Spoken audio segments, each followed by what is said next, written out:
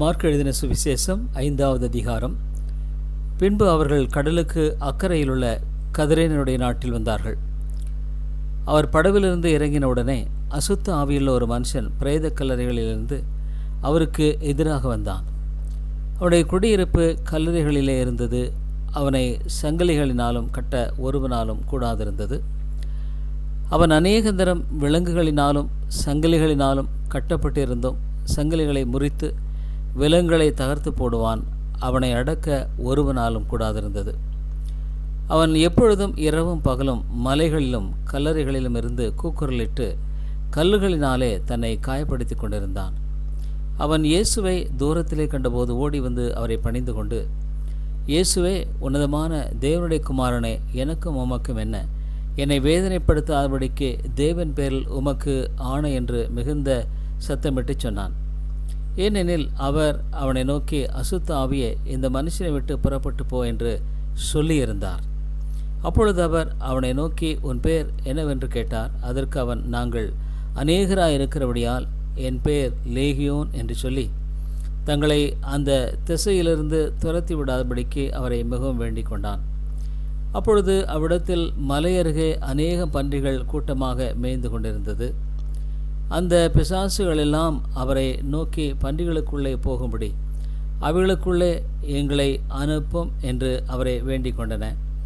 இயேசு அவைகளுக்கு உத்தரவு கொடுத்தவுடனே அசுத்த ஆவிகள் புறப்பட்டு பன்றிகளுக்குள் போயின. உடனே ஏறக்குறைய 2000 பன்றிகளுள்ள அந்த கூட்டம் உயர்ந்த மேட்டிலிருந்து ஓடி கடலிலே பாய்ந்து கடலில் அமிழ்ந்து மாண்டன. பன்றிகளை மேய்த்தவர்கள் ஓடி இதை பட்டணத்திலும் சுற்றுப்புறங்களிலும் அறிவித்தார்கள். அப்பொழுது சம்பவித்ததை பார்க்கும்படி ஜனங்கள் புறப்பட்டு இயேசுவினிடத்தில் வந்து, லேகியோனாகிய பிசாசுகள் பிடித்திருந்தவன் வஸ்திரந்தரித்து உட்கார்ந்து புத்தி தெளிந்திருக்கிறதை கண்டு பயந்தார்கள். பிசாசுகள் பிடித்திருந்தவனுக்கும் பன்றிகளுக்கும் சம்பவித்ததை கண்டவர்களும் அவளுக்கு விவரமாய் சொன்னார்கள். அப்பொழுது தங்கள் எல்லைகளை விட்டு போகும்படி அவரை வேண்டிக் கொள்ள தொடங்கினார்கள். அப்படியே அவர் படவில் ஏறுகிற பொழுது பிசாசு பிடித்திருந்தவன் அவரோடு கூட இருக்கும்படிக்கு தனக்கு உத்தரவு கொடுக்க அவரை வேண்டிக் கொண்டான். இயேசு அவனுக்கு உத்தரவு கொடாமல், நீ உன் இனத்தாரிடத்தில் உன் வீட்டிற்கு போய் கர்த்தர் உனக்கு இறங்கி உனக்கு செய்தவர்களெல்லாம் அவர்களுக்கு அறிவி என்று சொன்னார். அதப்படி அவன் போய் இயேசு தனக்கு செய்தவர்களெல்லாம் தெக்கபோலி என்னும் நாட்டில் பிரசித்தம் பண்ண தொடங்கினான். எல்லாரும் ஆச்சரியப்பட்டார்கள். இயேசு படவில் ஏறி மறுபடியும் இக்கரைக்கு வந்து கடலோரத்திலிருந்தபோது திரளான ஜனங்கள் அவரிடத்தில் கூடி வந்தார்கள். அப்பொழுது ஜெப ஆலய தலைவரில் ஒருவனாகிய யவீரு என்பவன் வந்து அவரை கண்டவுடனே அவர் பாதத்திலே விழுந்து, என் குமாரத்தி மரண அவஸ்தைப்படுகிறாள், அவள் ஆரோக்கியமடையும்படிக்கு நீர் வந்து அவள் மேல் உமது கைகளை வையும், அப்பொழுது பிழைப்பாள் என்று அவரை மிகவும் வேண்டிக் கொண்டான். அவர் அவனோடே கூட போனார். திரளான ஜனங்கள் அவருக்கு பின் சென்று அவரை நெருக்கினார்கள். அப்பொழுது 12 வருஷமாய் பெரும்பாடுள்ள ஒரு ஸ்திரீ அநேக வைத்தியர்களால் மிகவும் வருத்தப்பட்டு தனக்கு உண்டானவைகளெல்லாம் செலவழித்தும் சற்றாகிலும் குணமடையாமல் அதிக வருத்தப்படுகிற பொழுது இயேசுவை குறித்து கேள்விப்பட்டு, நான் அவருடைய வஸ்திரங்களையாகிலும் தொட்டால் சொஸ்தமாவேன் என்று சொல்லி ஜனக்கூட்டத்துக்குள்ளே அவருக்கு பின்னாக வந்து அவருடைய வஸ்திரத்தை தொட்டாள். உடனே அவளுடைய உதரத்தின் ஊறல் நின்று போயிற்று. அந்த வேதனை நீங்கி ஆரோக்கியமடைந்ததை அவள் தன் சரீரத்திலே உணர்ந்தாள்.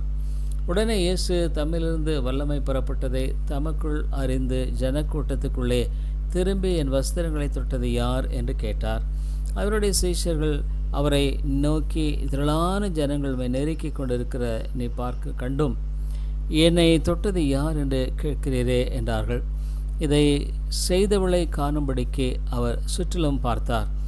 தன்னிடத்திலே சம்பவித்ததை அறிந்த அந்த ஸ்திரீயானவள் பயந்து நடுங்கி அவர் முன்பாக வந்து விழுந்து உண்மையெல்லாம் அவருக்கு சொன்னாள். அவர் அவளை பார்த்து, மகளே, உன் விசுவாசம் என்னை ரட்சித்தது, நீ சமாதானத்திலே போய் உன் வேதனை நீங்கி சுகமாயிரு என்றார்.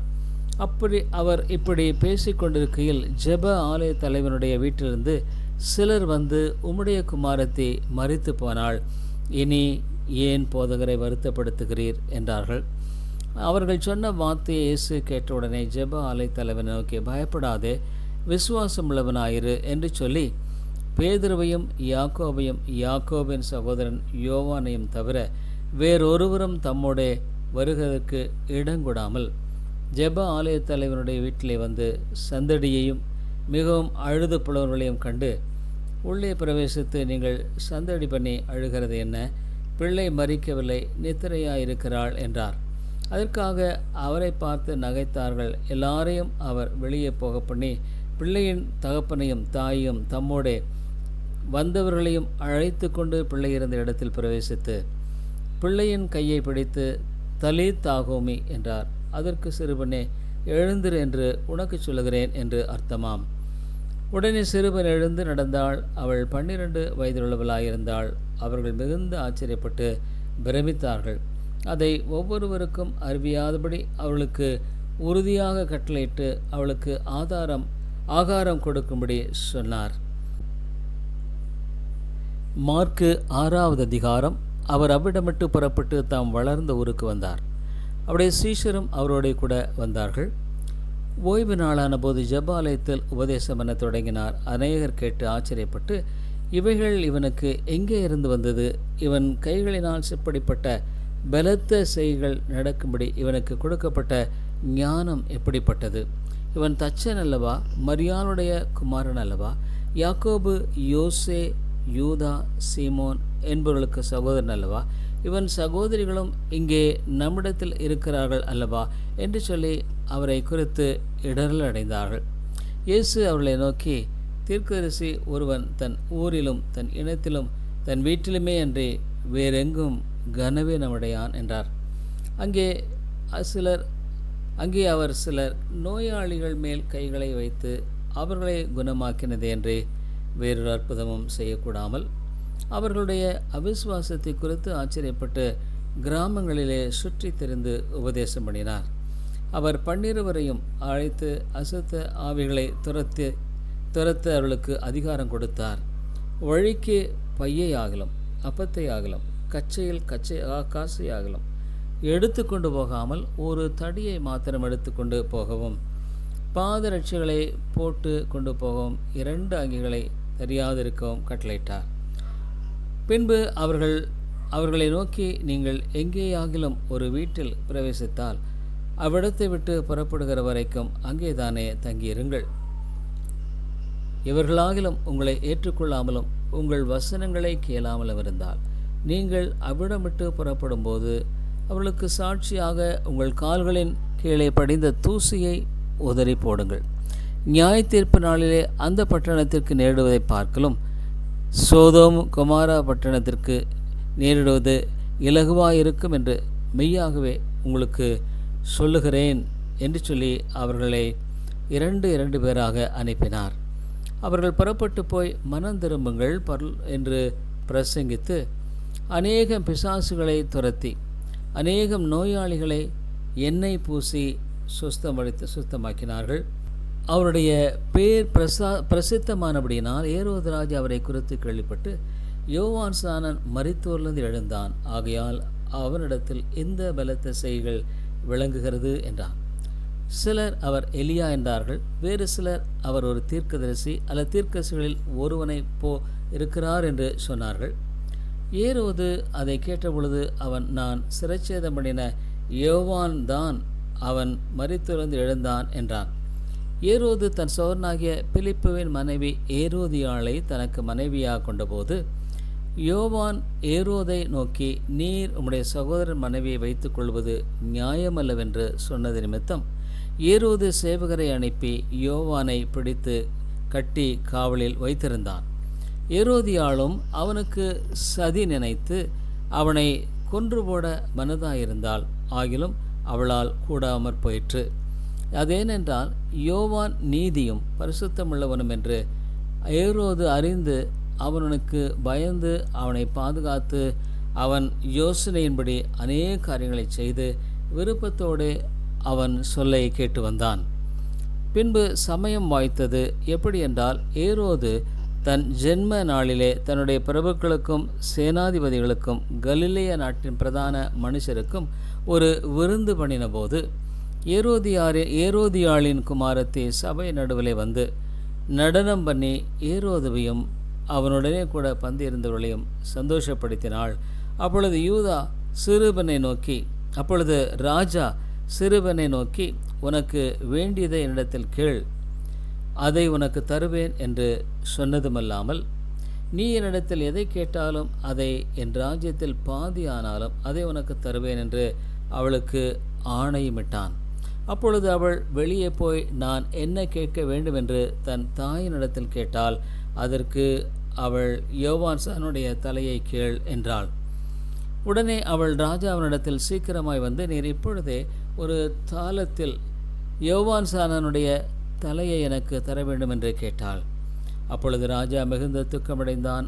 ஆகிலும் ஆணைய நிமித்தமும் கூட பந்தி இருந்தவர்களின் நிமித்தமும் அவளுக்கு அதை மறுக்க மனதில்லாமல் உடனே அவனுடைய தலையை கொண்டு வரும்படி சேவனுக்கு கட்டளையிட்டு அனுப்பினான். அந்தபடி அவன் போய் காவற்கூடத்திலே அவனை சிறைச்சேதம் பண்ணி அவன் தலையை ஒரு தாளத்திலே கொண்டு வந்து அதை அந்த சிறு பெண்ணுக்கு கொடுத்தான். அந்த சிறு பெண் அதை தன் தாயினிடத்தில் கொடுத்தாள். அவனுடைய சீஷர்கள் அதை கேள்விப்பட்டு வந்து அவன் உடலை எடுத்து ஒரு கல்லறையில் வைத்தார்கள். அப்பொழுது அப்போஸ்தலர் இயேசுவினிடத்தில் கூடி வந்து தாங்கள் செய்தவைகள் உபதேசித்தவைகள் யாவையும் அவருக்கு அறிவித்தார்கள். அவர் அவர்களை நோக்கி, வனாந்திரமான ஓரிடத்தில் தனித்து சற்றே இளைப்பாறும்படி வாருங்கள் என்றார். ஏனெனில் வருகிறவர்களும் போகிறவர்களும் அநேகராக இருந்தபடியினால் போஜனம் பண்ணுகிறதற்கும் அவர்களுக்கு சமயமில்லாதிருந்தது. அப்படியே அவர்கள் தனிமையாய் ஒரு படவில் ஏறி வனாந்தரமான ஒரு இடத்திற்கு போனார்கள். அவர்கள் புறப்பட்டு போகிறதை ஜனங்கள் கண்டார்கள். அவரை அறிந்த அநேகர் சகல பட்டணங்களிலுமிருந்து கால்நடையாய் அவரிடத்திற்கு ஓடி அவர்களுக்கு முன்னே அங்கே சேர்ந்து அவரிடத்தில் கூடி வந்தார்கள். இயேசு கரையில் வந்து அநேக ஜனங்களை கண்டு அவர்கள் மேய்ப்பனில்லாத ஆடுகளைப் போலிருந்தபடியால் அவர்கள் மேல் மனதுருகி அநேக காரியங்களை அவர்களுக்கு உபதேசிக்க தொடங்கினார். வெகு நேரம் சென்ற பின்பு அவருடைய சீஷர் அவரிடத்தில் வந்து, இது வனாந்தரமான இடம், வெகு நேரமாயிற்று, புசிக்கிறதற்கும் இவர்களிடத்திலே ஒன்றுமில்லை. ஆகையால் இவர்கள் சுற்றி இருக்கிற கிராமங்களுக்கும் ஊர்களுக்கும் போய் தங்களுக்காக அப்பங்களை வாங்கி கொள்ளும்படி இவர்களை அனுப்பிவிட வேண்டும் என்றார்கள். அவர் அவர்களை நோக்கி, நீங்களே அவர்களுக்கு போஜனம் கொடுங்கள் என்றார். அதற்கு அவர்கள், நாங்கள் போய் 200 பணத்துக்கு அப்பங்களை வாங்கி இவர்களுக்கு புசியும்படி கொடுக்கக்கூடுமோ என்றார்கள். அதற்கு அவர், உங்களிடத்தில் எத்தனை அப்பங்கள் உண்டு, போய் பாருங்கள் என்றார். அவர்கள் பார்த்து வந்து, 5 அப்பங்களும் 2 மீன்களும் உண்டு என்றார்கள். அப்பொழுது எல்லாரையும் பசும்புல்லின் மேல் பந்தி பந்தியாக உட்கார வைக்கும்படி அவர்களுக்கு கட்டளையிட்டார். அப்படியே வரிசை வரிசையாய் 100 பேராகவும் 50 பேராகவும் உட்கார்ந்தார்கள். அவர் அந்த 5 அப்பங்களையும் அந்த 2 மீன்களையும் எடுத்து வானத்தை அண்ணாந்து பார்த்து ஆசீர்வதித்து தங்கள் அப்பங்களை பெற்று அவர்களுக்கு பரிமாறும்படி தம்முடைய சீஷரிடத்தில் கொடுத்தார். அப்படியே 2 மீன்களையும் எல்லாருக்கும் பங்கிட்டார். எல்லாரும் சாப்பிட்டு திருப்தி அடைந்தார்கள். மேலும் அப்பங்களிலும் மீன்களிலும் மீதியான துணிக்கைகளை 12 கூடை நிறைய எடுத்தார்கள். அப்பம் சாப்பிட்ட புருஷர் ஏறக்குறைய 5000 பேராயிருந்தார்கள். அவர் ஜனங்களை அனுப்பிவிடுகையில் தம்முடைய சீஷர்கள் படவில் ஏறி அக்கரையில் பெத்சாய்தாவுக்கு எதிராக தமக்கு முன்னே போகும்படி அவர்களை துரிதப்படுத்தினார். அவர் ஜனங்களை அனுப்பிவிட்ட பின்பு ஜெபம் பண்ணும்படி ஒரு மலையின் மேல் ஏறினார். சாயங்காலமான போது படவு கடலில் இருந்தது. அவரோ கரையிலே தனிமையாக இருந்தார்.